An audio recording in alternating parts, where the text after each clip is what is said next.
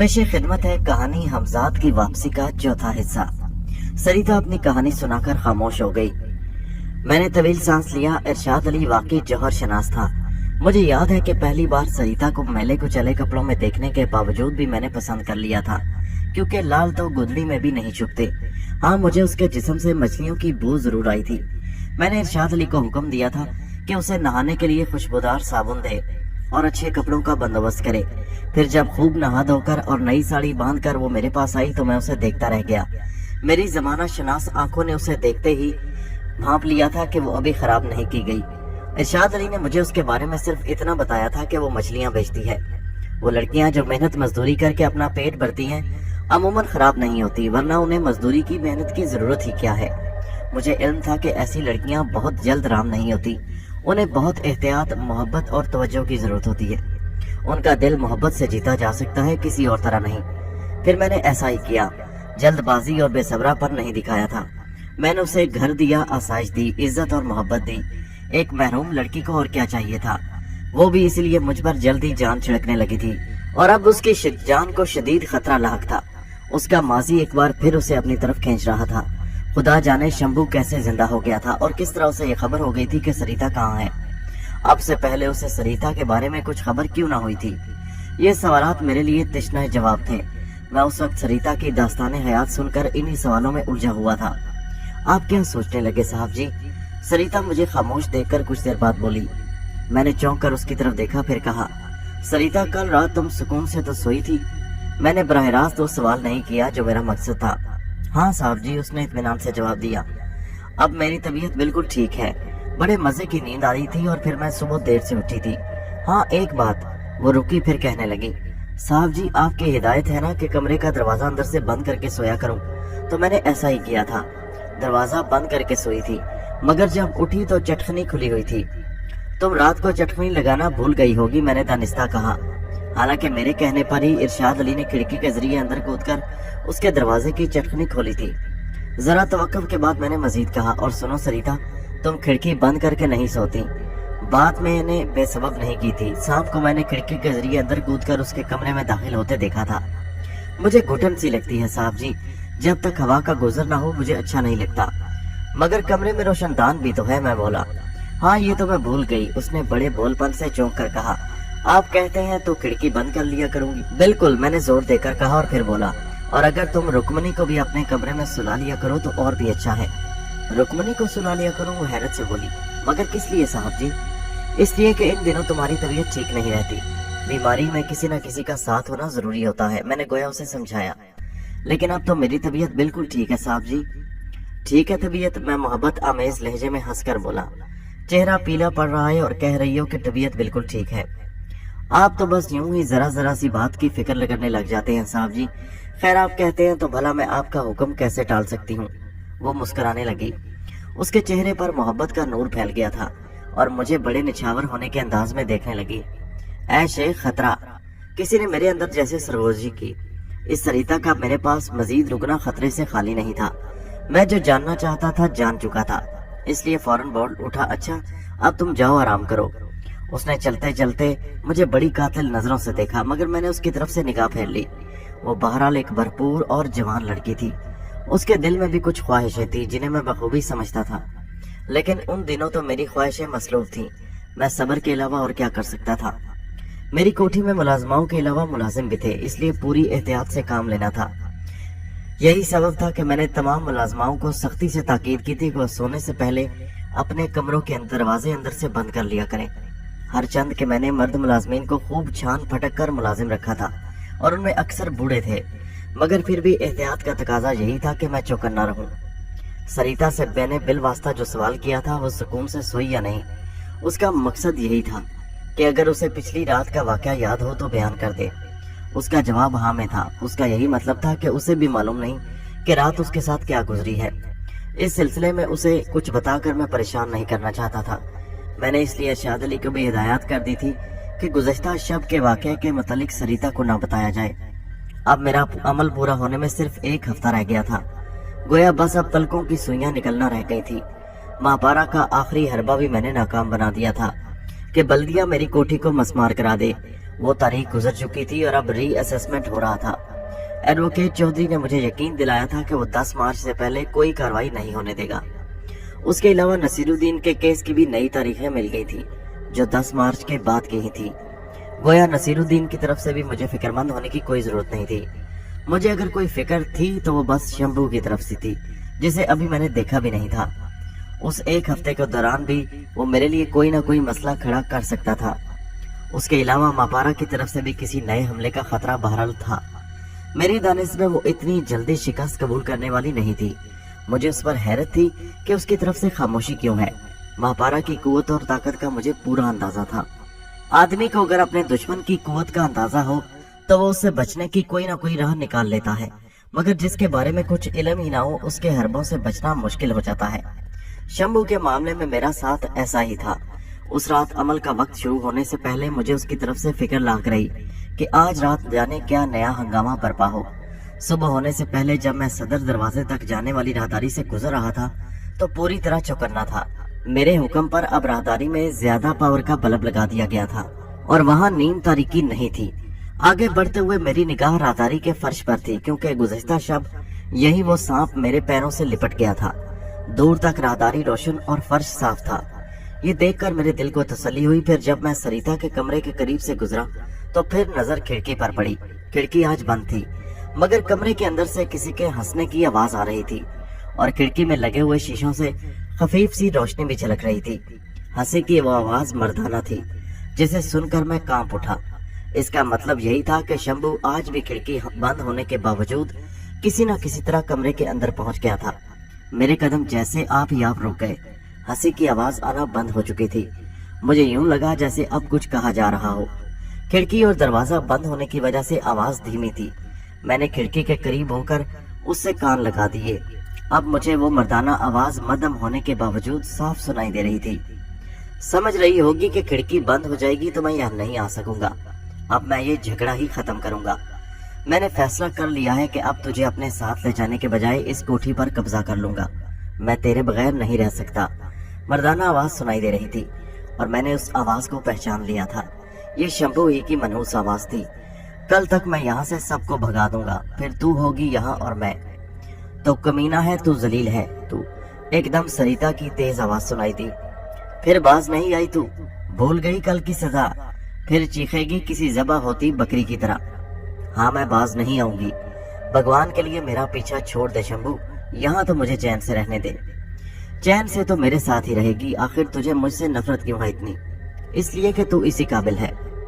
देख, अगर मैं चाहूँ तो तुझे अपनी शक्ति के बल पर खुद से मोहब्बत करने पर मजबूर कर सकता हूँ। तू मेरे पीछे किसी पालतू कुतिया की तरह दुम हिलाती फिरेगी, मगर मैं मट्टी के ढेर को अपने गले लगाना नहीं चाहता। इसमें कोई मजा नहीं। मुझे तो इसी हाल में चाहिए, जीती जागती। और फिर वो खबीस बातें करने लगा जिन्हें इस वक्त बताना कम से कम मेरे लिए मुमकिन नहीं। मुझे यकीन था कि सरिता ने आज रात रुक्मनी को भी अपने कमरे में सुलाया होगा। मैंने उसे यही हिदायत की थी। फिर वो कहाँ गई? और अगर रुक्मनी कमरे में मौजूद थी तो बेदार क्यों नहीं हुई? मेरी सारी एहतियात और दूर अंदेशी बेकार साबित हुई। कमरे का दरवाजा और खिड़की बंद होने के बावजूद शंभू अंदर पहुंच गया था। उस वक्त मुझे रोशनदान का ख्याल आया और मैं अपनी अकल पर मातम करके रह गया। कभी कभी सामने की चीजों पर आदमी ध्यान नहीं देता। शायद उस भूल की लाशोरी वजह भी यही रही होगी कि मैं शंभू को बहरहाल एक आदमी ही समझ रहा था। अगर शंभू वाकई जौन बदलने पर कादिर था तो फिर उसके लिए मुश्किल नहीं था कि रोशनदान के जरिए सांप बनकर अंदर पहुंच जाता। यही सोचते मेरी निगाह कमरे के दरवाजे पर पड़ी। दरवाजे के कबाड़ों के नीचे भी इतनी जगह थी कि कोई सांप अंदर जा सकता था। बहरहाल मुझे सुबह होने और सूरज निकलने से पहले पहले अपने हमजाद के लिए चौराहे पर रोटी रखकर वापस आना था। ये सोचकर मैं आगे बढ़ गया। सरिता के कमरे में जो कुछ हो रहा था उस पर बहरहाल मेरा कोई बस नहीं था। मैं उसे फिलहाल शंभू के शर से बचाने के लिए कुछ नहीं कर सकता था। हाँ, मुझे शंभू की इस बात ने जरूर फिक्रमंद कर दिया था कि कल तक मेरी कोठी पर उसका कब्जा हो जाएगा और वो यहाँ से सबको भगा कर देगा। जाहिर है कि मैं भी उन सब में शामिल था। अगर कम से कम अमल पूरा होने तक तो मेरा इस कोठी में कयाम इंतहाई जरूरी था। इसी की खातिर तो मैं सब कुछ बर्दाश्त कर रहा था। मैं तेज तेज कदम उठाता चौराहे की तरफ जा रहा था कि मान चौंक उठा। पीछे से किसी ने कोई छोटा सा पत्थर मारा जो मेरी पुश्त पर लगा था। फितरतन ऐसे मौके पर आदमी एकदम पीछे मुड़कर देखता है। मेरे दिल में भी लम्हा भर को यही ख्वाहिश पैदा हुई, मगर मैंने फौरन ही खुद पर काबू पा लिया। मेरे जहन में खतरे की घंटियां बज उठी। मुझे पीछे मुड़कर नहीं देखना। मैं रुके बगैर चलता रहा। दूसरा पत्थर मेरे सर पर आकर लगा और मेरी आंखों के आगे सितारे से नाच गए, मगर मैं उसे बर्दाश्त कर गया। ये संग जनी कौन कर रहा है, कौन नहीं, इससे मुझे गर्ज नहीं। मेरे लिए तो वो संग जनी बारिश गुल थी कि उसी से गुजरने के बाद मुझे अपनी मंजिल मिलती। चौराहे तक पहुंचते पहुंचते कई बार मेरे मुंह से कराहें निकल गईं, क्योंकि मुझे मुसलसल पत्थर बरस रहे थे, मगर मैं भी अपनी धुन का पक्का था। मेरे लिए ये तजुर्बात नए नहीं थे। मैं बरसों पहले इनसे गुजर चुका था। हमजाद को काबू में करना कोई हंसी का खेल नहीं था, ये जान जोखिम का काम था और मुझे ये बात अच्छी तरह मालूम थी। चौराहे पर रोटी रखने के बाद मैं वापस हुआ तो मुझे अपने पीछे बड़ी खौफनाक आवाजें सुनाई दी, जैसे भूखे दरिंदे मुझ पर हमला करने वाले हों। बड़े से बड़े दिल गुर्दे वाला ये खौफनाक आवाजें सुन लेता तो उसका पित्ता पानी हो जाता और वो दहशत के मारे वहीं ढेर हो जाता। मगर मैं आगे बढ़ता रहा और बिलाखिर अपनी कोठी के गेट में दाखिल हो गया, जहाँ दूसरे अजाब मेरे मुंतजिर थे। जैसे ही मैंने आगे बढ़ना चाहा, किसी नादीदा कुव्वत ने मुझे पीछे धकेल दिया। मेरा सर बड़ी जोर से कोठी के गेट से टकराया और फिर मैं गिर पड़ा। उसी वक्त मुझे एक तेज फुनकार सुनाई दी। मैंने उठते हुए अपने बिल्कुल सामने शोले से लपकते देखे, यूं जैसे शोले रक्स कर रहे हों। वो शोले मेरे रास्ते में हायल थे। मैंने जरा हटकर उन शोलों से बचकर गुजरना चाहा, मगर कामयाब ना हुआ। वो अपनी जगह से हरकत करके फिर मेरे सामने आ गए। फौरन मुझे शंभू का ख्याल आया, जिसने सरिता से कहा था कि कल तक सबको कोठी से भगा देगा। यकीनन उसी ने शैतानी कार्रवाई अभी शुरू की थी। मेरी जगह कोई और होता तो यकीनन अब तक सर पर पैर रखकर वहां से भाग चुका होता, मगर मैं इतनी जल्दी शिकस्त कबूल करने वालों में से नहीं था। मैं खुद मुतअद्दिद हैरत अंगेज और पुरस्कार वाकयात से गुजर चुका था, फिर भला कैसे जी हार बैठता। मेरे जहन में कोठी के पिछले दरवाजे का ख्याल आया। मैं उस तरफ से भी कोठी के अंदर दाखिल हो सकता था। यूं भी मेरा कमरा कोठी के पिछले हिस्से में था। मैं बआसानी वहां से अपने कमरे में पहुंच सकता था। इसमें सिर्फ एक कबाहत थी कि पिछला दरवाजा अंदर से खोलता कौन। मैं अकबी छोटा फाटक तो अबूर करके किसी तरह अंदर पहुंच सकता था, मगर इमारत का पीछे का दरवाजा किसी भी तरह नहीं खोल सकता था, जिसमें अंदर से ताला पड़ा रहता था और उस ताले की चाबी इरशाद अली के पास रहती थी। मुमकिन है कि वहां पहुंचकर कोई राह निकल आए। ये सोचकर मैं मुड़ा और कोठी के गेट से बाहर निकल गया। फिर मैं एक लंबा चक्कर काटकर कोठी के अकबी सिमत पहुंचा। वहां गहरी तारीकी और सन्नाटा था। मैंने कुछ देर सुन गुन ली और उसी वक्त मुझे तेज निस्वानी चीख सुनाई दी। उसके बाद बचाओ बचाओ की तेज आवाजें आईं।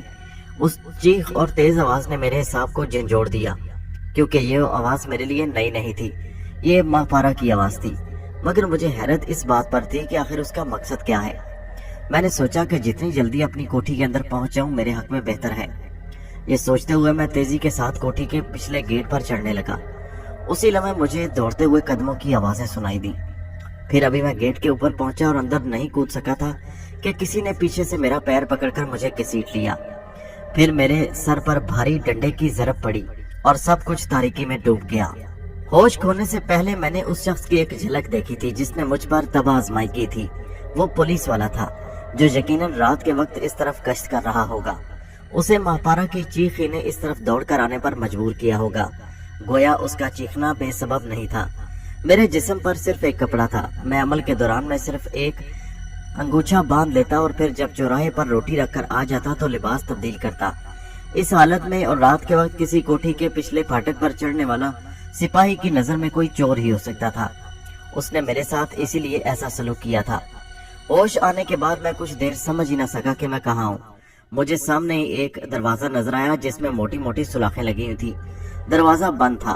फिर मेरे हवास जरा बहाल हुए तो मुझे अंदाजा हुआ कि मैं थाने में हूँ और मुझे हवालात में बंद कर दिया गया है। मेरे सर में टीस सी उठी और बेइख्तियार मेरा हाथ वहां तक पहुंच गया। मुझे हल्की सी चिंचनाहट महसूस हुई। जरब शदीद थी और उस जगह बड़ा सा उभार भी था। सर की खाल फट गई थी, मगर शायद ज्यादा नहीं, वरना खून बह रहा होता। ना वो थाना मेरे लिए नया था, ना थाने वाले। उनसे पीछा छुड़ाना मेरे लिए ज्यादा मुश्किल नहीं था। यही सोचकर मैंने हवालात के सामने टहलते हुए सिपाही को अपनी तरफ मुतवज्जो किया। अरे क्या है बे? सिपाही ने बड़ी रौनक से मुझे जवाब दिया। गालिबन उसे भी बता दिया गया था कि मैं चोर हूँ और ऐन मौका पर एक कोठी में घुसते हुए पकड़ा गया हूँ।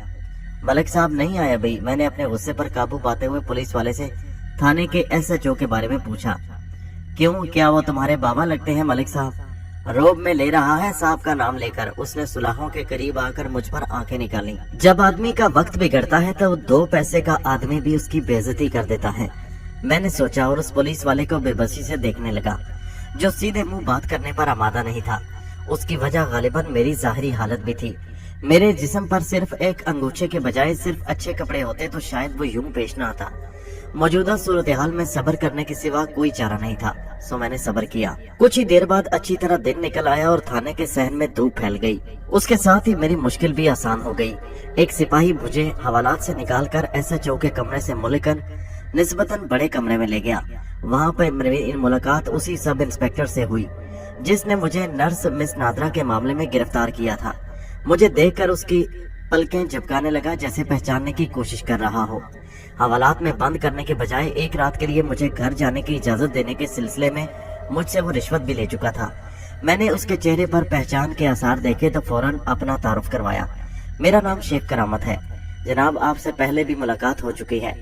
अरे हाँ, याद आ रहा है मुझे।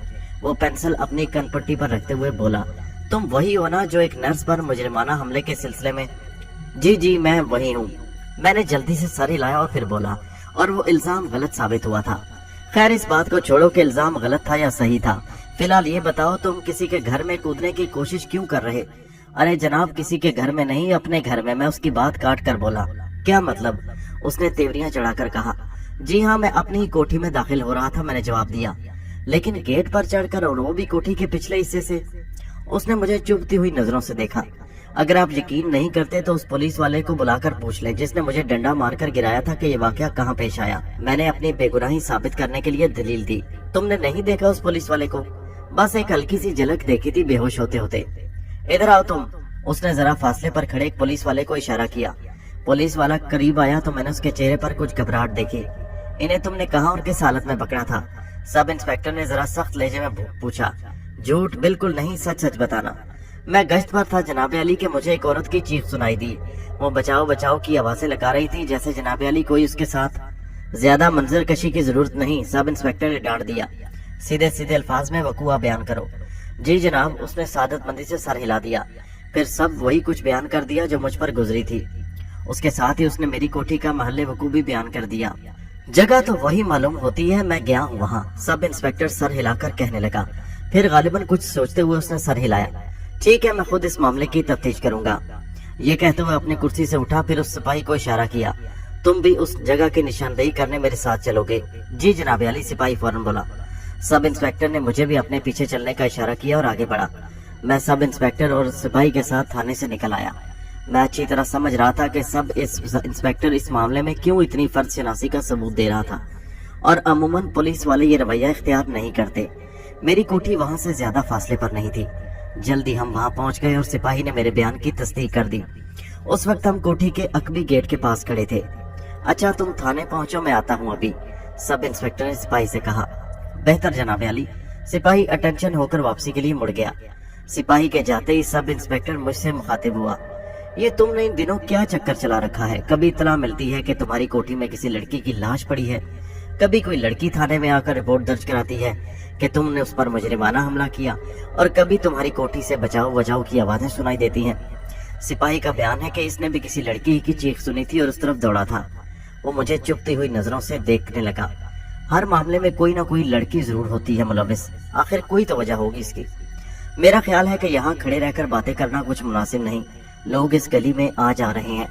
मैंने उसकी बात नजरअंदाज करते हुए कहा, और उसी वक्त मुझे शंभू का ख्याल आया कि वो अभी भी कोठी में होगा या नहीं। ये ख्याल आते ही मैं कुछ फिक्रमंद हो गया। ज्यादा वक्त नहीं है मेरे पास, मगर तुमसे अभी कुछ जरूरी बात करना है, इसलिए चलो। सब इंस्पेक्टर मेरी बात सुनकर मैंने खेज लहजे में बोला। मजबूरन मैं उसे लिए चक्कर काट कर कोठी के बैरूनी गेट पर पहुंच गया और अंदर नजर पड़ते ही चकरा कर रह गया। इमारत और गेट के दरमियान जो सरसब्जो शादाब दरख्त थे वो झुलस कर रह गए और हर तरफ वीरानी ही वीरानी नजर आ रही थी। इस बात को सब इंस्पेक्टर ने भी महसूस कर लिया और बोला, अभी कुछ दिन पहले तो यहाँ मैं आया था तो उस वक्त यहाँ बड़ी हरियाली थी, अब तो तुम्हारी कोठी आसेब ज्यादा सी मालूम हो रही है, क्या हुआ? मैं उसकी बात का जवाब दिए बगैर आगे बढ़ा और फाटक खोलना चाहा जिसे मैं खुला हुआ छोड़ गया था। फाटक नहीं खुला, किसी ने अंदर से बंद कर दिया था। फाटक के साथ ही घंटी का बटन था, मैंने उस पर उंगली रख दी। घंटी बजने की आवाज बाहर तक सुनाई दी। बज़ाहिर ऐसा मालूम होता था कि कोठी में कोई ना हो। मैं फाटक की आहनी जालियों से अंदर देखने लगा। इमारत का सदर दरवाजा अभी तक बंद था। एक बार फिर मैंने बटन पर उंगली का दबाव बढ़ाया और देर तक उंगली न हटाई। अरे क्या तुम्हारे मुलाजिम गधे घोड़े भेजकर सो रहे हैं? सब इंस्पेक्टर कदरे नागवार लहजे में बोला। समझ में नहीं आता क्या बात है, मैं अनजान बन गया। लान की घास, पेड़ पौधे सभी अंदर झुलसे और मुरझाए हुए नजर आ रहे थे।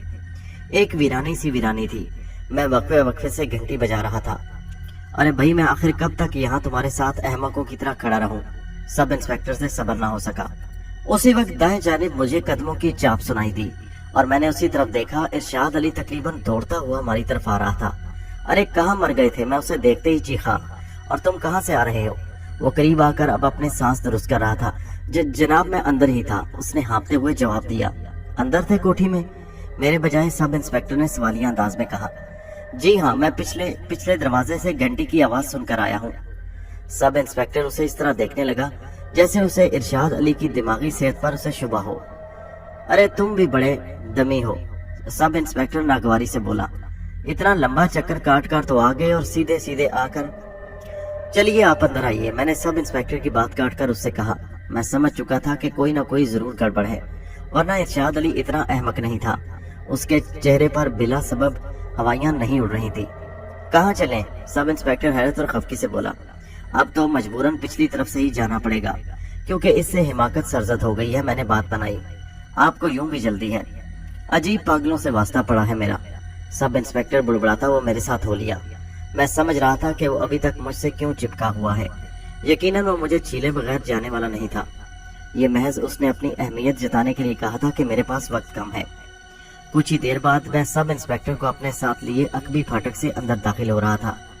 उस तरफ भी पेड़ लगे हुए थे, मगर यहाँ का मंजर मुख्तलिफ था। हर तरफ हरियाली थी। ये भी मेरे लिए हैरत अंगेज अमर था। पिछले दरवाजे से मैं अंदर दाखिल हुआ तो इरशाद अली ने मुझे इशारा किया। गालिबन वो मुझसे कुछ कहना चाहता था।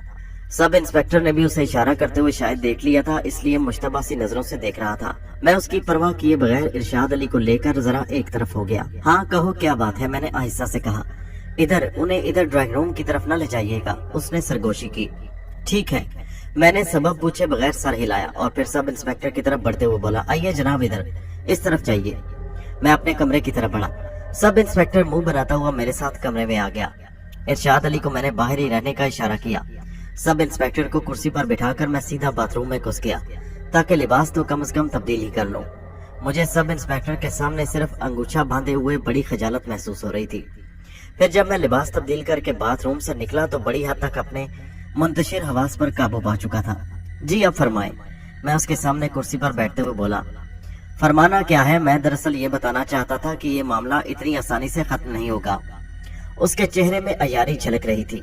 कौन सा मामला? मुझे उस पर गुस्सा आने लगा। वो मुझसे रकम ऐंठने के लिए जरा सी बात को बढ़ा चढ़ाकर बयान कर रहा था। यही मामला, और कौन सा मामला? वो बोला।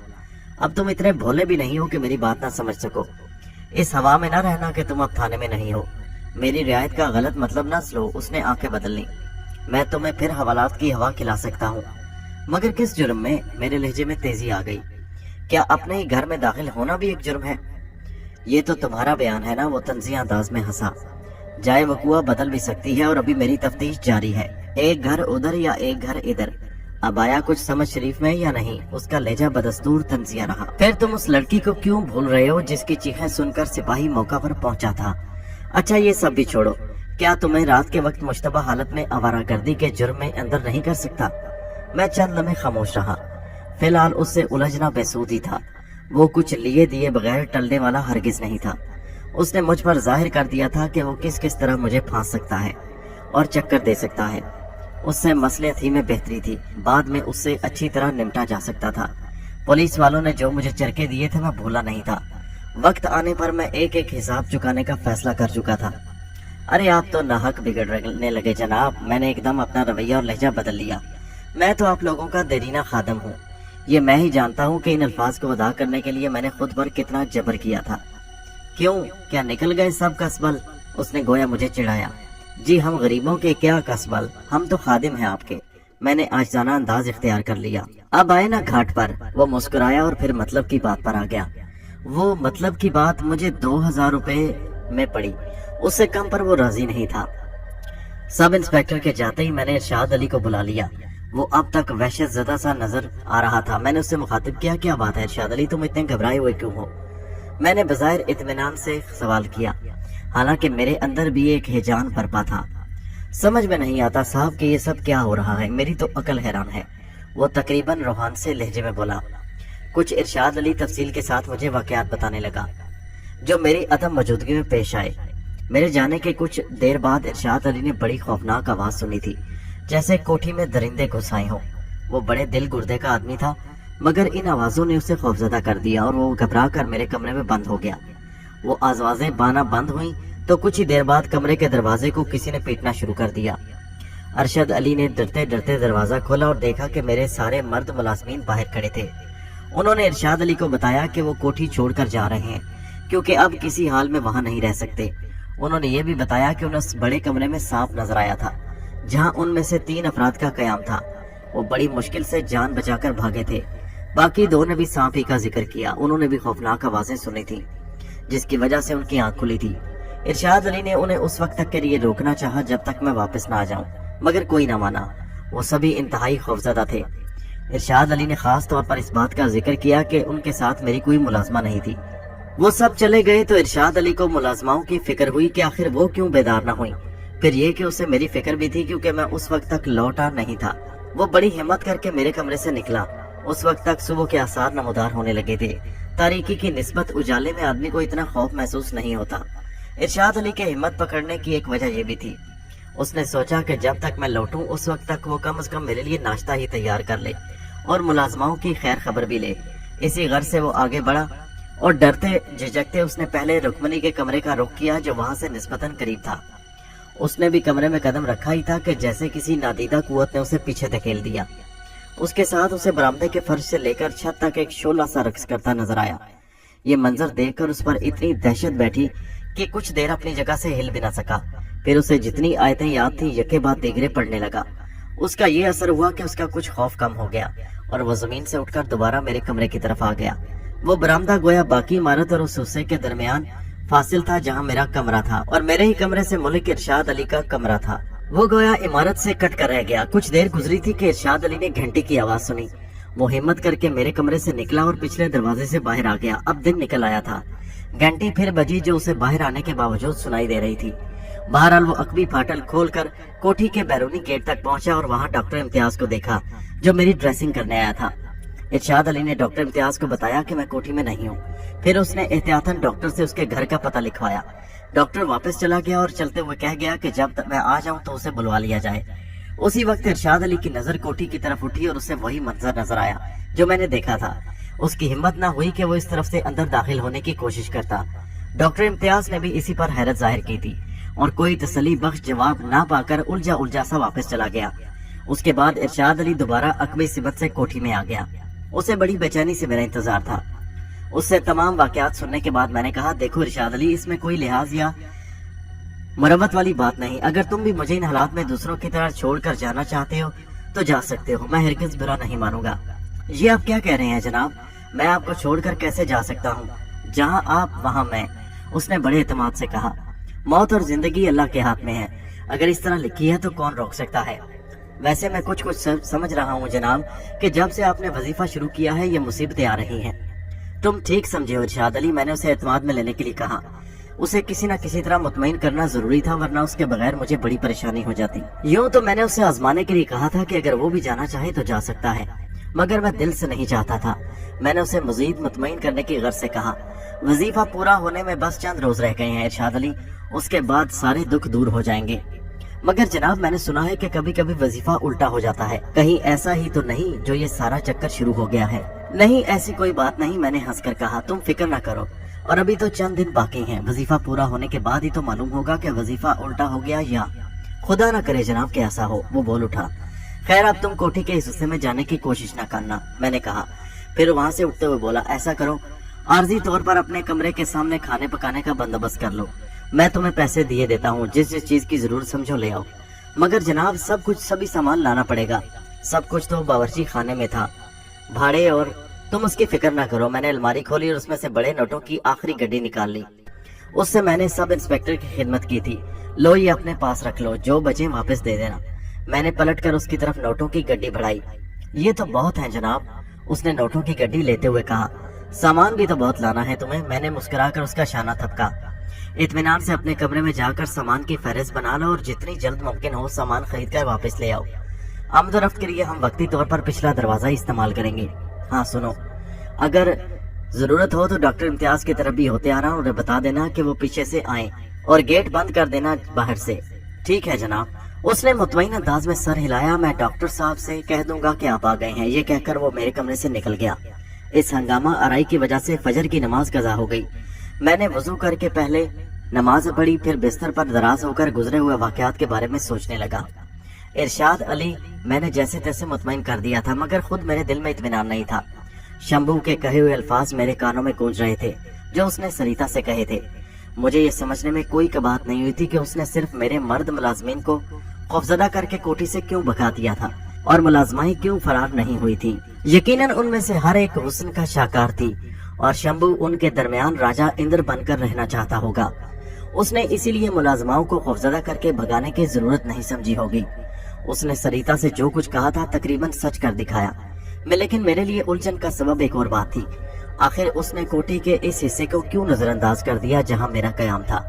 यकीनन उसकी कोई न कोई वजह जरूर थी जो मेरी समझ में नहीं आ रही थी। रात भर जागने की वजह से जहन पर भी बोझ था, इसलिए कुछ सोचना लाहासिल ही था। मैं किसी नतीजे तक न पहुंच सका। अब मुझे इरशाद अली का इंतजार था कि वो आ जाए तो मैं सो जाऊं। मुझे नाश्ता भी करना था और जख्म की ड्रेसिंग भी कराना थी। इरशाद अली की वापसी तक मैंने अपना जहन को आजाद छोड़ दिया। जहन में कोई ख्याल आया भी तो उसे दानिस्ता झटक दिया। फिलहाल जहनी सुकून के लिए ये बहुत जरूरी था। जहन में ख्यालात का हजूम हो और बज़ाहिर कोई राह भी नजर न आए तो ख्वामख्वाह दिमाग पर जोर डालने से सिवाय परेशानी के कुछ हासिल नहीं होता। मेरी तवक्को से कुछ पहले ही इरशाद अली लौट आया। वो सारा जरूरी सामान ले आया था।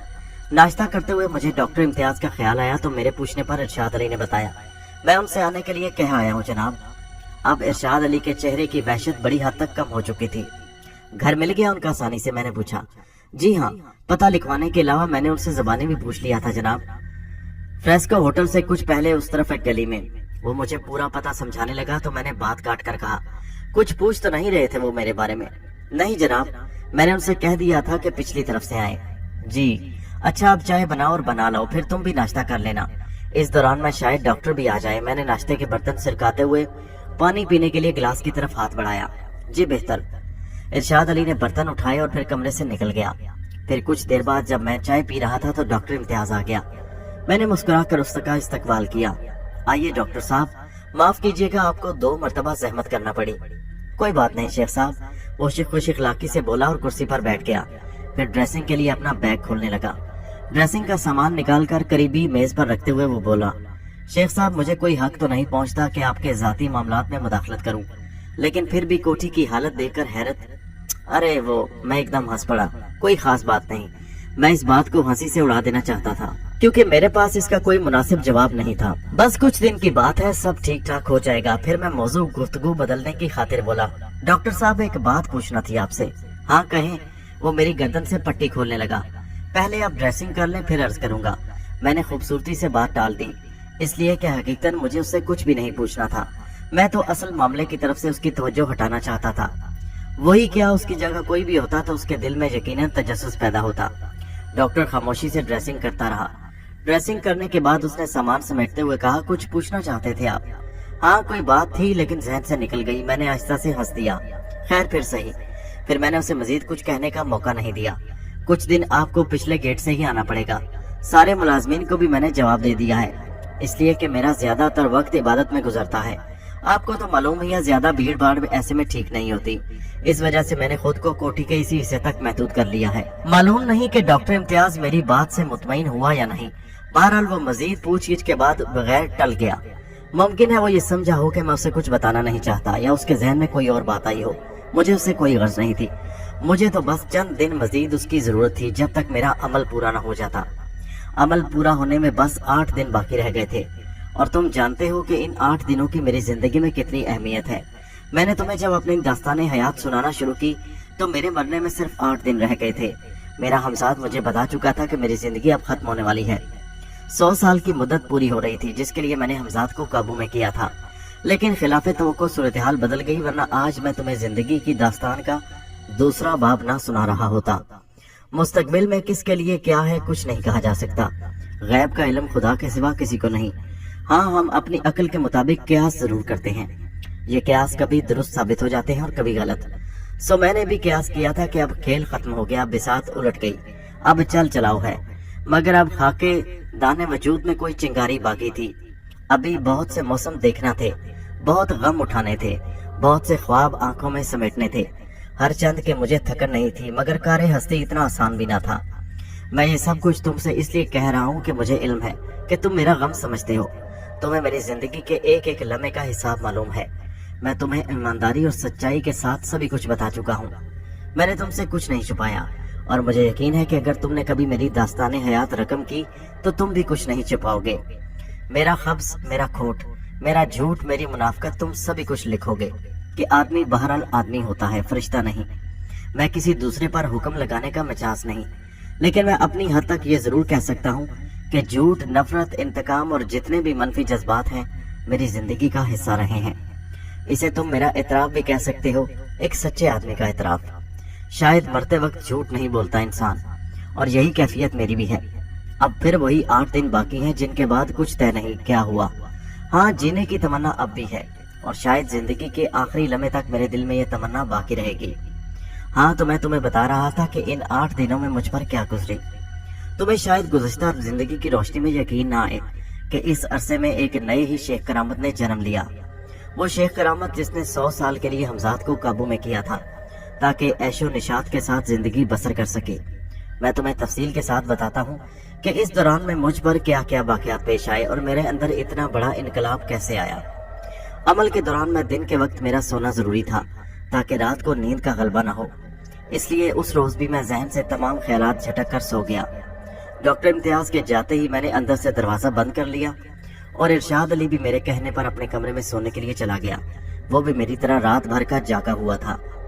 मालूम नहीं मैं कितनी देर सोया कि एक तेज चीख ने मेरे सांप को झंझोड़ दिया, मगर आंख खुल गई मेरी। मगर मैं बिस्तर पर लेटा रहा। फौरी तौर पर मेरी समझ में ना आ सका कि क्या हुआ और चीख किसकी थी। मेरी निगाह दरवाजे की तरफ उठी तो देखा अंदर से चटकनी बदस्तूर लगी हुई थी। चीख फिर सुनाई रही और इस बार मैं समझ गया कि चीखने वाला कौन है। यकीनन इरशाद अली चीख रहा था और इसमें कोई शक नहीं था वो किसी मुसीबत में फंस गया है। वो मेरा वफादार मुलाजिम था। मेरे सारे मुलाजमीन मेरा साथ छोड़ गए मगर वो नहीं गया। ये ख्याल आते ही कि इरशाद अली किसी मुश्किल में गिरफ्तार है, मैं एकदम बिस्तर से उठ खड़ा हुआ। अब मैं तेजी से दरवाजे की तरफ बढ़ रहा था। फिर मैंने जैसे ही चटनी गिराकर दरवाजा खोला, ठिठक कर रुक गया। दरवाजे के बिल्कुल सामने एक सांप फन काढ़े लहरा रहा था। ये सांप नहीं बला है। किसी ने मेरे अंदर जैसे सरगोशी की। उसके साथ खुद ब खुद मेरे जहन में वो आयात आने लगी जो रद्दे बला के लिए पढ़ी जाती हैं। मैं बावाज़े बुलंद वो आयात पढ़ने लगा। मेरी निगाह सांप पर जमी थी जो किसी भी लम्हे मुझ पर हमला कर सकता था। चंद ही लम्हे बाद खिलाफे तवक्को मैंने सांप को कुछ बेचैन सा महसूस किया।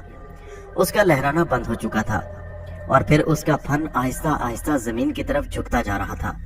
मैंने कुल औज़ु बिरब्बिन नास का विर्द और तेज कर दिया और उस वक्त मेरी तमाम तवज्जो का मरकज सांप था और इरशाद अली को जैसे मैं भूल गया था। मेरे देखते ही देखते सांप का फन जमीन पर आ रहा, यूं जैसे उस पर गच्छी सी तारी हो।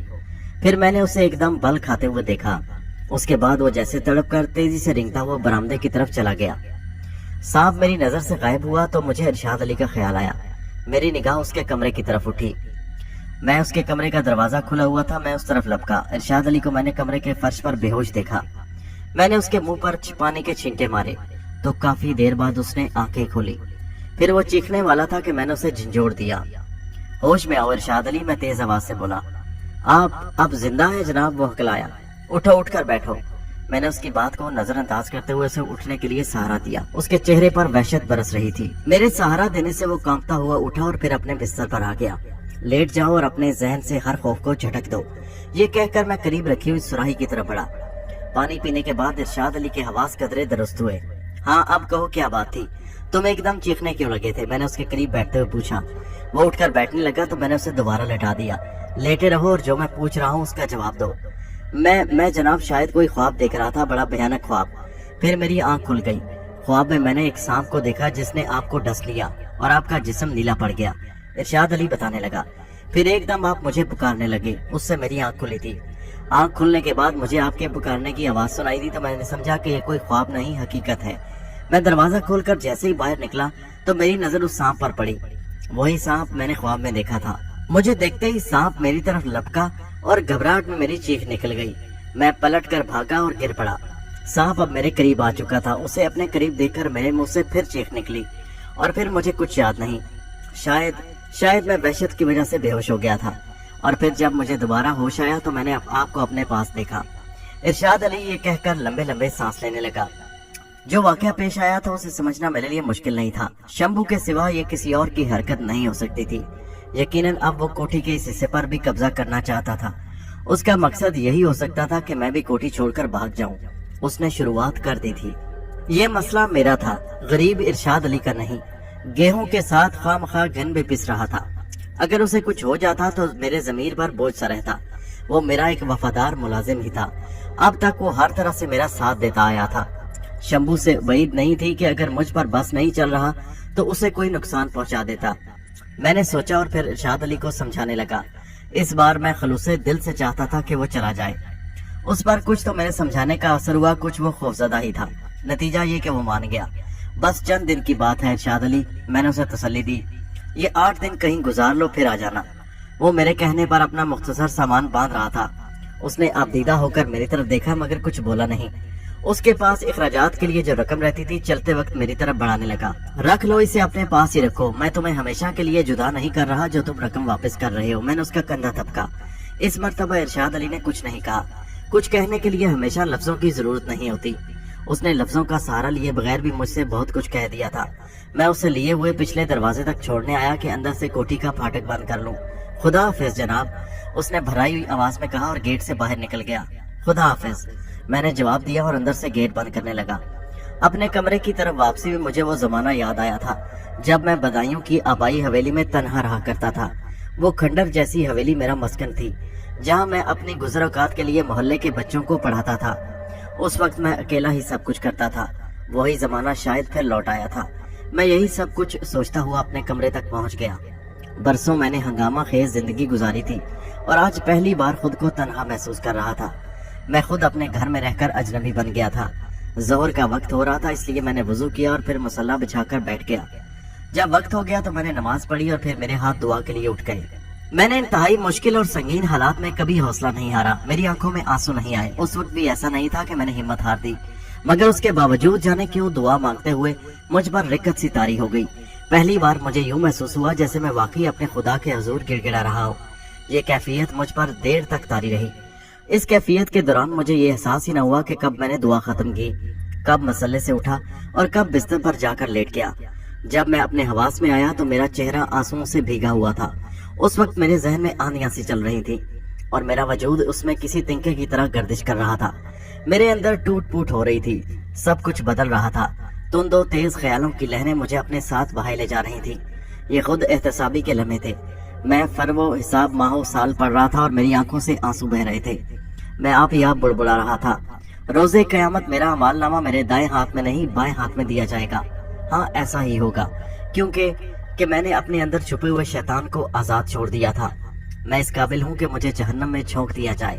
हाँ, मैं ऐसा ही हूँ। जाने कब तक मैं बुड़बुड़ाता रहा, अपनी गुजरी हुई जिंदगी के एक एक लम्हे का हिसाब करता रहा, खुद पर मलामत करता रहा। खुदा ने मुझे अपनी रहमतों से नवाजा था, मुझे एक गैर मामूली कुव्वत अता की थी, मगर मैं उसे खैर की जस्तजू में सिर्फ नहीं किया बल्कि मुजस्समे शर बन गया। क्या मैं अब भी ऐसा ही नहीं कर रहा? खुद को धोखा नहीं दे रहा? मेरी नमाजें क्या मुनाफकत नहीं है? क्या मैं इस तरह वक्ती तौर पर अपनी गर्ज की खातिर शराफत और इबादत का लिबादा नहीं ओढ़ लिया? क्या मेरा मकसद वही नहीं जो पहले था? क्या मैं गुनाह से बाज आ जाऊंगा? क्या मैं दोबारा अपने हमजाद को इसलिए काबू में नहीं करना चाहता कि जहन्नम कमाऊं, ऐशो निशात की महफिलें सजाऊं? मुझ पर सवालों ने जैसे योरिश कर दी। इन सब सवालों के जवाब हाथ हाँ में थे। फिर यूं हुआ कि सीने की दुखन कम होने लगी, आंखों की जलन में ठंडक सी उतरने लगी, जलते सुलगते हुए जज्बों पर नए एहसासात की शबनम बरसने लगी। मेरा जज्बाती ये जान एक राह पाक गर सुकून आशना होने लगा। मैं फैसला कर चुका था कि ऐसा नहीं होगा जो हो चुका है। मैं अब खुद को धोखा नहीं दूंगा, मुनाफकत छोड़ दूंगा। میرا ظاہر اور باطن ایک ہوگا۔ اگر میں جی گیا تو اب اپنی زندگی کا رخ بدل دوں گا۔ یقیناً اسی فیصلے نے مجھے دلی سکون فراہم کیا تھا۔ درد دل پر اب مجھے نئی دستکیں سنائی دے رہی تھی۔ کوئی میرے اندر سرگوشیاں کر رہا تھا کہ اے شیخ کرامت، تمہارا نیا جنم ہے اور اس میں بھی تمہیں بڑی آزمائشوں سے گزرنا پڑے گا۔ تمہارے امتحان کا اصل وقت اب شروع ہوا ہے۔ مجھے اب ہر آزمائش، ہر امتحان قبول تھا۔ سو میں یہ سرگوشیاں سنتا رہا اور مسکراتا رہا، اور اسی حالت میں میری آنکھ لگ گئی۔ جب میں جاگا تو عصر کا وقت نہیں نکلا تھا۔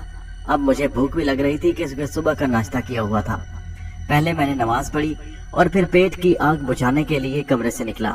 اب مجھے کھانے کے لیے خود ہی کچھ نہ کچھ پکانا تھا۔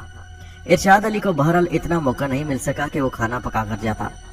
اپنے کمرے سے نکلتے ہی مجھے تعفن اور بدبو کا احساس ہوا۔ ارشاد علی نے میرے کہنے پر اپنے کمرے کے سامنے والی مختصر سی جگہ میں کھانے پینے کا بندوبست کر دیا تھا۔ میں اس طرف بڑھا تو بدبو اور بڑھ گئی۔ قریب پہنچا تو میں نے دیکھا وہاں ہر طرف غلاظت بکھری تھی اور سارا سامان تتر بتر پڑا تھا۔ میرا جی متلانے لگا۔ اسی وقت مجھے اپنے پیچھے سے ایک زہریلا کہکہا سنائی دیا اور میں اچھل پڑا۔ مڑ کر دیکھا تو مجھے دور برآمدے میں ایک عجیب الخلقت شخص کھڑا دکھائی دیا۔ اس کی داڑھی بے حد بڑی ہوئی تھی اور اس کے سر کے بال جٹاؤں کی شکل میں شانوں پر بکھرے ہوئے تھے۔ جسم کی رنگت سیاہ تھی اور وہ گہرے رنگ کا ایک کپڑا اپنے اوپر لپیٹے ہوئے تھا جو اس کے استخوانی جسم کو چھپانے کے لیے ناکافی تھا۔ اس کے سارے جسم میں اس کی بڑی بڑی سرخ آنکھیں سب سے نمایاں تھیں، جیسے بس آنکھوں میں زندگی اور حرارت ہو۔ چہرے پر سیاہ کھال جیسے منڈی ہوئی تھی۔ اسے ایک نظر دیکھ کر مجھے جھرجھری سی آ گئی۔ اس نے یقیناً میری بے بسی پر کہکا لگایا تھا۔ مجھے یہ سمجھنے میں دیر نہیں لگی کہ وہ کون ہو سکتا ہے۔ وہ ایک بار پھر زور سے ہنسا اور پھر مجھے مخاطب کیا۔ اس کی آواز نے میرے یقین کی تصدیق کر دی۔ وہ شمبھو ہی تھا، وہی شمبھو اب تک میں نے جس کی آواز ہی آواز سنی تھی۔ آج پہلی بار وہ اپنے اصلی وجود میں میرے سامنے آیا تھا۔ وہ مجھ سے کہہ رہا تھا، شیخ اگر تو زندہ رہنا چاہتا ہے تو چلا جائے یہاں سے۔ میں تیرا یہ قصور بھی معاف کرنے کو تیار ہوں کہ تو نے میری محبوبہ کو خراب کر دیا۔ اس کا آخری جملہ میرے احساس پر جیسے بجلی بن کر گرا۔ اس کا واضح مطلب یہ تھا کہ وہ سریتا پر فتح پا چکا ہے، یا سریتا نے پھر اسے سب کچھ بتا دیا ہے۔ میں تیش کے عالم میں اس کی طرف لپکا۔ رک جا، وہیں رک جا۔ مجھے اس کی آواز سنائی دی۔ اپنی موت کا آواز نہ دے اور مجھ سے ٹکرانے کی کوشش نہ کر۔ میں نے اس کی آواز سنی تو ضرور مگر رکا نہیں۔ مجھ پر تو ایک جنون سا طاری تھا۔ برآمدے تک پہنچتے ہی جیسے کسی نادیدہ ہاتھ نے مجھے پیچھے دھکیل دیا، حالانکہ شمبھو مجھ سے دور کھڑا تھا۔ میں سنبھلتے سنبھلتے بھی اپنے جسم کا توازن برقرار نہ رکھ سکا اور فرش پر گر پڑا۔ اس وقت میں نے اپنے اور شمبھو کے درمیان ایک رقصاں شعلہ دیکھا۔ اٹھ، پھر کوشش کر، اس نے مجھے چڑھایا۔ میں نے غصے کے باوجود اپنے حواس کو بے قابو نہیں ہونے دیا، کیونکہ میں اس کا مقصد سمجھ گیا تھا۔ گرنے کی وجہ سے میری کوہنی میں ہلکی سی ضرب آئی تھی۔ میں اسے سہلاتا ہوا فرش سے اٹھا مگر آگے نہیں بڑھا۔ کیوں؟ ہمت جواب دے گئی۔ اس نے میرے زخموں پر نمک چھڑکا۔ میں خاموشی سے اسے گھورتا رہا تو پھر بولا، اگر میں چاہتا تو تجھے اسی وقت جلا کر خاک بھی کر سکتا تھا، مگر ایسا نہیں کیا۔ بکواس کرتا ہے تو، میں بالآخر پھٹ پڑا۔ اگر یہ تیرے بس میں ہوتا تو کبھی کا تو ایسا کر چکا ہوتا۔ اے بڑ بولے، پوچھ کہ میں نے ایسا کیوں نہیں کیا۔ وہ بولا، مجھے تجھ سے کچھ پوچھنے کی ضرورت نہیں، سمجھ گیا؟ میں نے غصے سے کہا، نہیں پوچھتا تو خود مجھے بتاتا کہ سریتا نے مجھ سے وچن لیا ہے میں تجھے قتل نہ کروں۔ اگر تجھے میری بات پر یقین نہیں تو میں اسے یہاں بلا لیتا ہوں۔ یہ کہہ کر اس نے بلند آواز میں سریتا کو پکارا۔ چند ہی لمحے بعد میں سریتا کو اس کے قریب کھڑے ہوئے دیکھا اور میری روح میں کوئی جیسے نشتر سا اتر گیا۔ وہ جو کبھی میری تھی، میرے دشمن کے پہلو میں کھڑی تھی اور میں بے بس تھا۔ اسے اپنے دشمن کی گرفت سے آزاد نہیں کرا سکتا تھا، میں اسے تحفظ نہیں دے سکتا تھا۔ اس کی سیاہ دراز زلفیں شانوں پر بکھری ہوئی تھی، دھانی رنگ کی ساری جگہ جگہ سے مسلی ہوئی تھی، آنکھوں کا کاجل پھیلا ہوا تھا، ہونٹوں کی سرخی اڑی اڑی تھی، آرزوں کی شادابی بجھی بجھی تھی۔ اس کے چہرے پر ایک عجیب سی سوگواری تھی اور آنکھوں میں جیسے عجیب سی تھکن تھی۔ اس کی نظریں جھکی تھیں اور یہ جھکی ہوئی نظریں مجھ سے بہت کچھ کہہ رہی تھیں، وہ جو میں سننا نہیں چاہتا تھا۔ نہیں، میں ایک دم چیخ پڑا۔ میں اس وقت وہ منظر دیکھ کر شاید ایک بار پھر حواس گنوا بیٹھا تھا۔ میں تجھے زندہ نہیں چھوڑوں گا، زندہ نہیں چھوڑوں گا شمبھو۔ میں آپے سے باہر ہو کر چیختا ہوا اس کی طرف دوڑا۔ میں اس لمحے سب کچھ بھول بیٹھا تھا۔ مجھے یہ ہوش نہیں رہا کہ میرے اور اس کے درمیان ایک شعلہ رقصاں ہے۔ مجھے صرف اتنا ہی یاد تھا کہ میرا وجود جیسے شعلوں میں کھر گیا تھا۔ پھر مجھے کچھ ہوش نہیں رہا کہ ہوش کھونے سے پہلے میں نے سریتا کی آواز ضرور سنی تھی۔ یہ تو نے کیا کیا شمبھو؟ کیا کیا؟ تو نے مجھے وچن دیا تھا، اس سے زیادہ میں کچھ نہ سن سکا۔ اللہ اکبر، اللہ اکبر، یہ وہ الفاظ تھے جو مجھے عالم بے ہوشی سے ہوش کی دنیا میں کھینچ لائے۔ کسی قریبی مسجد سے اذان کی آواز بلند ہو رہی تھی۔ میں کچھ دیر سمجھ نہ سکا کہ کہاں اور کس حال میں ہوں۔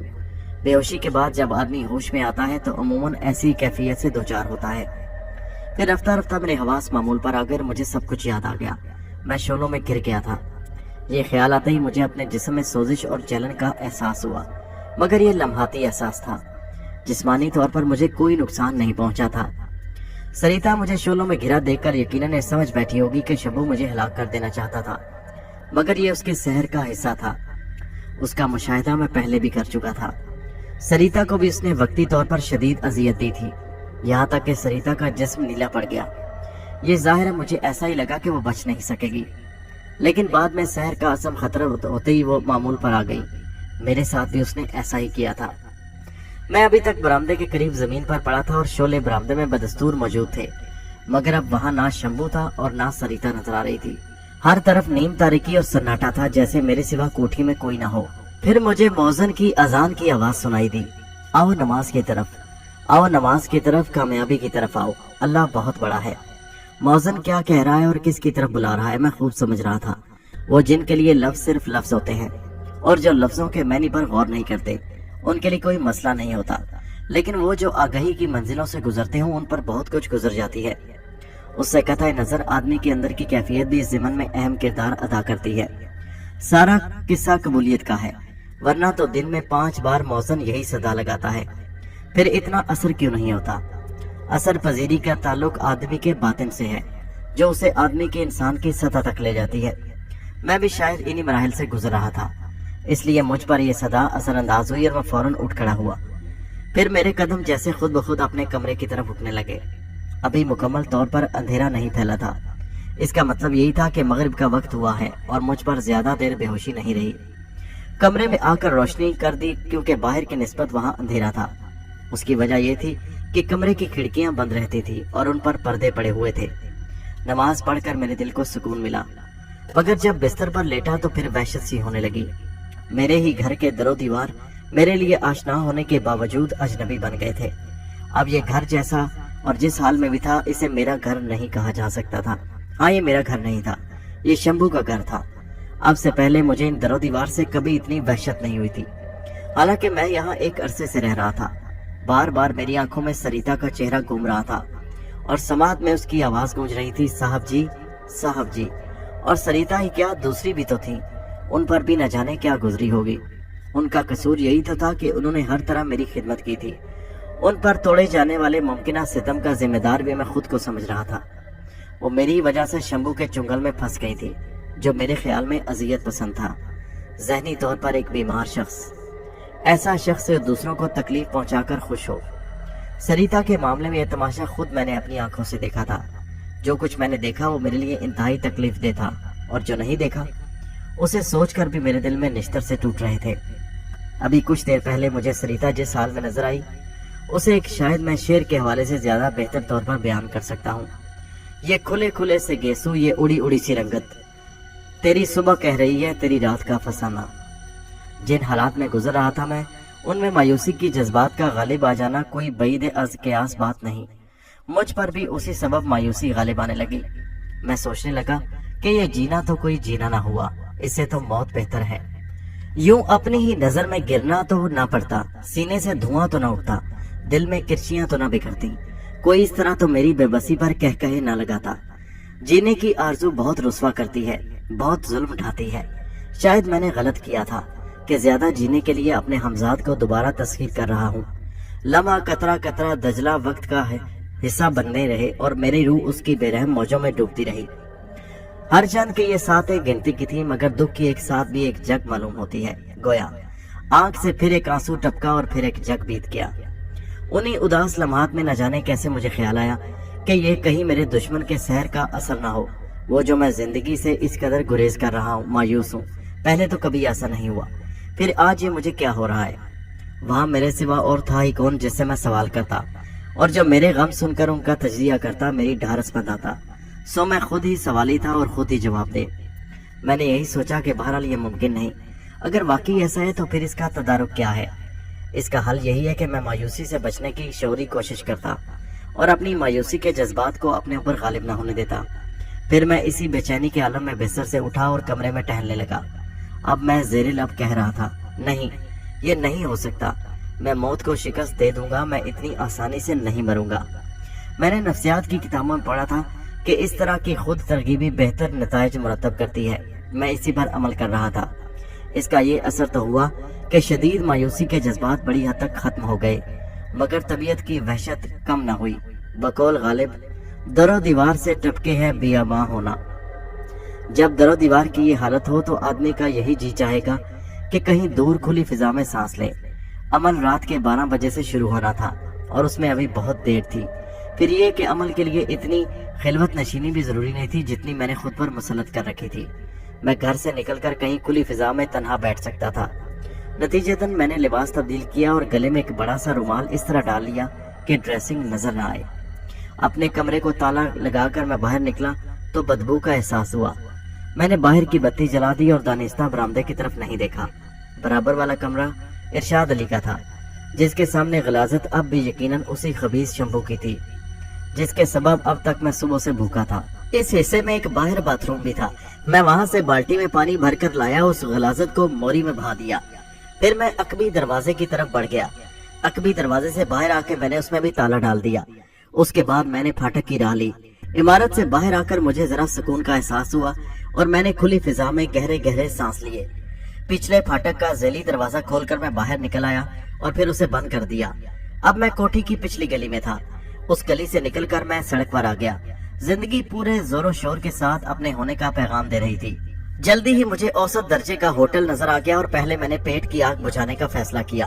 अगर मैं घर से निकलता ना तो शायद आज रात भूखा ही सोना पड़ता। जाहिर है कि होटल से परहेजी खाना तो क्या मिलता, बस जैसे तैसे चाय बिस्किट और डबल रोटी वगैरह पर गुजारा कर लिया। चालगाम बड़ा पुरफिजा और हरा भरा शहर है। समंदर के किनारे आबाद ये शहर मुझे अच्छा लगा था, इसीलिए वहाँ रिहाइश रखी थी। होटल से निकलकर टहलता हुआ मैं एक पार्क तक पहुंच गया। ये देखकर मुझे बहुत इत्मीनान हुआ कि वहाँ ज्यादा लोग नहीं और ना ही रोशनियों का हजूम था। काफी फासले से बिजली के खंभे लगे थे। मुझे ऐसे किसी गोशे की तलाश थी जहाँ आसपास कोई ना हो और मैं खुली फिजा में तन्हा बैठ सकूं। मुझे इस तलाश में ज्यादा देर नहीं लगी। वहां तक ना ज्यादा रोशनी पहुंच रही थी और ना कोई नजर आ रहा था। सरसब्जो शादाब घास पर मैं रुमाल बिछाए बगैर लेट गया। मेरे अकब में घने पेड़ों का सिलसिला था। वहां बैठकर मुझे फरहत और ताजगी महसूस हुई। तबीयत की वहशत अब तकरीबन खत्म हो चुकी थी। घर से निकलने का नुस्खा कारगर रहा था। मैंने सोचा कि बाकी जो दिन रह गए हैं वो इसी तरह गुजारूंगा। मेरे नजदीक अब सिर्फ पलकों की सुइयां रह गई थी। अपने चिल्ले का बड़ा हिस्सा मैंने किसी न किसी तरह पूरा कर लिया था। यहाँ आने के बावजूद मेरा जहन हालात की गिरफ्त से आजाद नहीं था। मुझ पर जो गुजर रहा था वो ऐसा नहीं था कि आसानी से बुला दिया जाए। मैं अपने ख्यालों में खोया हुआ था कि अचानक मुझे अपने पीछे एक निस्वानी सरगोशी का एहसास हुआ। फिर एक मर्दाना आवाज सुनाई दी जो मध्यम थी। कुछ देर पहले भी मुझे कई बार ऐसा शुबा हुआ, मगर इसे अपना वहम समझकर जहन से झटक दिया था। फिर ये कि आदमी जब अपने ही ख्यालों का असीर हो तो इर्द गिर्द से गाफिल हो जाता है। मैं फितरी तौर पर उस तरफ मुतवज्जो हो गया। गालिबन उन दोनों के दरमियान किसी मसले पर बहस हो रही थी और अब ये बहस अब उस मरहले में दाखिल हो चुकी थी कि एहतियात का दामन उनके हाथ से छूट गया था। मैं यूं ही तफरीह की खातिर उनकी सरगोशियां सुनने लगा। हर वक्त बच्चे बच्चे। अगर ऐसा ही था समीना तो तुम्हें मेरे साथ नहीं आना चाहिए था। तुम ये क्यों भूल जाते हो जाहिद कि मैं एक माँ भी हूँ। तो गोया मर्द का नाम जाहिद है और उस औरत का नाम समीना। मैंने सोचा, मैंने इससे कब इनकार किया है, लेकिन तुम्हें ये भी तो याद रखना चाहिए कि महज तुम्हारे इश्क में मैंने अपना घर बार भी छोड़ा है। तो क्या तुम मुझसे इश्क नहीं? समीना का लहजा शिकायती था। क्या मैंने कुर्बानी नहीं दी? मैं अपने शोहर और बच्चों को छोड़कर तुम्हारे साथ नहीं आई। अरे किस काफिर को इनकार है तुम्हारे इश्क और तुम्हारी कुर्बानी से? जाहिद बोला, मैं तो सिर्फ तुमसे इतना कहता हूँ कि अपने माजी को भूल जाओ। ये ढाका नहीं चालगाम है और यहाँ हम मियाँ बीवी की हैसियत से रहते हैं। आहिस्ता बोलो। यहाँ मेरे और तुम्हारे सिवा और है कौन, इसलिए तो मैं तुम्हें यहाँ लेकर आया हूँ। यानी ये कहने कि मैं अपने बच्चों को भुला दूं। ईमानदारी से कहो, क्या वो तुम्हारे बच्चे लगते हैं? काले कलोटे बिल्कुल तुम्हारे शौहर पर गए हैं, मगर उन्होंने मेरी ही कोख से जन्म लिया है और मेरा ही खून है। समीना तुम बहस क्यों करने लगती हो और तुम हर बात को बहस का नाम क्यों देते हो? समीना भी तुर्की बा तुर्की बोली। देखो, इन सवालों जवाबों से कुछ हासिल नहीं। अगर तुम्हें अपने किए पर पछतावा है तो तुम अब भी लौट सकती हो। लौट सकती हो? क्या कह रहे हो तुम? अगर लौटना ही था तो घर से बाहर कदम क्यों रखती? तुम्हारी बात क्यों मानती? समीना की आवाज से दुख का इजहार हो रहा था। जिंदगी के स्टेज पर यह नया खेल था। मैं उन दोनों के दरमियान होने वाली गुफ्तगू सुनता रहा, जिससे मुझे बहुत सी बातें मालूम हुई। चालगाम में उनका क्याम कहाँ था, ढाका में वो लोग कहाँ रहते थे, औरत और मर्द की उम्रों में कितना फर्क था, और ये कि उस इश्क के पसे पर्दा में क्या अवामिल कार फरमा थे। खूबसूरत औरतें चाहे शादीशुदा हों या बच्चे वाली, नापुख्ता जहन रखने वाले नौजवानों के लिए बड़ी कशिश रखती हैं। जाहिद भी ऐसा ही एक नौजवान था। चढ़ती जवानी के होश में वो जिंदगी की तलख हकीकतों को भूल गया था। वो अभी कंवारा था और अपनी गुफ्तगू से किसी बाइज्जत खानदान का फर्द मालूम होता था। समीना का मसला जाहिद से मुख्तलिफ था। इन महीनों के वो शादीशुदा थी और 3 बच्चों की माँ थी। उसकी शादी को 10 साल के करीब हो चुके थे। उसका शौहर चिड़चिड़ा, बदमिजाज और बदसूरत था। वो इन मर्दों में से था जो औरत को पैर की जूती समझते हैं। वो घर में भी खुद को एक सरकारी अफसर समझता था। समीना ने उसे ज़हनी तौर पर कभी कबूल नहीं किया था। हालांकि आम हालात में औरतें जिंदगी से समझौता कर लेती हैं। मुमकिन है समीना की जिंदगी में जाहिद ना आता तो वो भी हुस्न की धूप ढल जाने के बाद हथियार डाल देती। वो दोनों एक दूसरे से शिकवे शिकायतें कर रहे थे, अपने अपने माजी को दोहरा रहे थे, तो शायद उन्हें आगे के लिए कोई रास्ता नहीं मिल रहा था। उनकी गुफ्तगू से मुझ पर यह भी जाहिर हो गया कि वो इखलाक और शराफत की हदूद से तजावुज कर चुके थे, और इस सिलसिले में किसी एक को कसूरवार नहीं कहा जा सकता। शादी उस वक्त तक मुमकिन नहीं थी जब तक समीना को तलाक न हो जाती।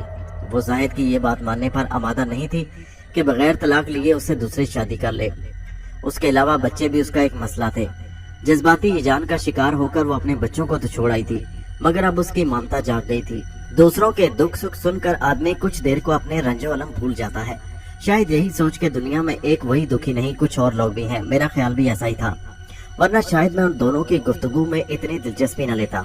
उनका किस्सा तूल पकड़ता जा रहा था। दिलचस्पी के बावजूद मैंने उठने का फैसला किया कि तुझे क्या पराई पड़ी है, अपनी निपटा। उसी वक्त मुझे खांसी उठाई। चुप हो जाओ, कोई है। समीना की सहमी सहमी सी आवाज आई और मैंने वक्ती तौर पर दम साध लिया। बहरहाल मुझसे एक इखलाकी जुर्म सरजद हुआ था कि दानिस्ता उनकी गुफ्तगू सुनी थी। मैं नहीं चाहता था कि उनका शक यकीन में बदले। हाँ, किसी के खांसने की आवाज तो मैंने भी सुनी है, मगर मुझे तो डर लग रहा है कहीं शौकत का मामूजाद भाई अरशद ना हो।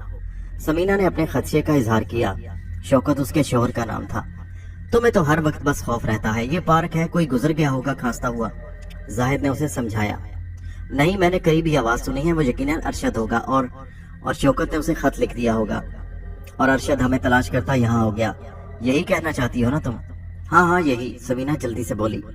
अरे पागल हो तुम, खुदा औरतों से बचाए, ये तो बस बात का हवा बना लेती है। देखो, उठकर देखो तो तुम्हारा क्या बिगड़ जाएगा। अरशद भी तो यही चालगाम में रहता है। अरे फिर वही अरशद। अच्छा तो फिर घर चलो, मैं अब मज़ीद यहाँ नहीं बैठ सकती। समीना ने फैसला सुना दिया। हम यहाँ झक मारने नहीं आए थे, कोई फैसला करने आए थे। वहाँ घर में तुम्हें ये खौफ खाया जाता है कि कोई पड़ोसी ना सुन ले, दीवारों के भी कान होते हैं। तुम्हें आज कोई ना कोई फैसला करना पड़ेगा। मुझसे शादी करने पर राजी हो या नहीं? अच्छा ठीक है, मगर इतनी बात तो मान लो मेरी कि उठ के देख लो, समीना ने मुल्तजी लहजे में कहा। और हाँ, इधर उधर से आवाज आई थी, मगर तुम उधर से जाओ घूम कर, ताकि अरशद हो तो तुम उस पर नजर रखो। अरे इतनी अकल मुझ में भी है, जाहिद नागवारी से बोला। घूम कर ही जाऊंगा, वैसे तुम्हारे इत्मीनान के लिए देख लेता हूँ, वरना मुझे यकीन है कोई नहीं। उसके साथ ही मुझे कदमों की दूर होती चाप सुनाई दी। ये मौका गनीमत था कि मैं खामोशी से वहां से उठ जाता। मैं एहतियात से उठ खड़ा हुआ और दबे कदमों आगे बढ़ने लगा, ताकि वो औरत खौफजदा होकर चीख न उठे। अभी मैं चंद कदम ही चलाऊंगा कि अकब से उसी औरत की चिल्लाने की आवाज सुनाई दी। ठहरो, ठहर जाओ, मुझे अकेला छोड़कर न जाओ। मैं यही समझा कि वो मुझे नहीं, अपने नौजवान आशिक को पुकार रही है। शायद वो नीम तारीकी और तन्हाई में डर गई हो। मैंने अपनी रफ्तार और बढ़ा दी। घास का वो किता मैं जल्दी से जल्दी अबूर करके रोशनी में पहुंचना चाहता था। मैं कहती हूँ रुक जाओ, वरना मैं शोर मचा दूंगी। इस बार उसकी आवाज मुझे और नजदीक मालूम हुई। तुम मुझे यहाँ छोड़कर नहीं भाग सकते। उसी के साथ कदमों की आवाज भी सुनाई दी। वो इतनी जोर जोर से चीख रही थी कि लोग पार्क के कोनों खुदरों से निकलकर इसी तरफ दौड़ने लगे। मेरे जहन में खतरे की घंटियां बजने लगी। रात के वक्त कोई औरत इस तरह पार्क में चीखने लगे तो जाहिर सी बात है क्या सूरत हाल पेश आ सकती है। मालूम नहीं उसका आशिक नामुराद कहाँ मर गया और वो कमबख्त क्यों बुला गई थी। बहरहाल मेरे हक में ये बेहतर नहीं था। लोग मुझ पर शक करते और मुझको तख्ता मश्क बनाने की कोशिश करते क्योंकि वहाँ मेरे और उस औरत के सिवा कोई नहीं था। मैं सख्त घबरा गया और तेज तेज कदम उठाने लगा। दोस्तों, ये कहानी जारी है। इसका अगला हिस्सा नेक्स्ट वीडियो में मुलाहिजा कीजिए।